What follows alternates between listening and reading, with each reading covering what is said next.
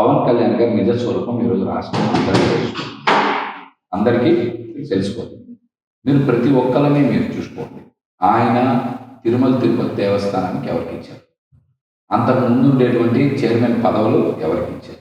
ఇప్పుడు ఉండేటువంటి నామినేటర్లు కొద్దిగా జనసేనకి ఇచ్చారు, కానీ అంతకు ముందు ఉండే పదవులని ఎవరికి ఇచ్చారు? ఏ రోజున ఒక జెండా కొన్నారా? పవన్ కళ్యాణ్ గారు వెనకాల కారు పెట్టుకొని వెళ్ళారా? ఏ రోజున కార్యకర్తలు తెచ్చారా?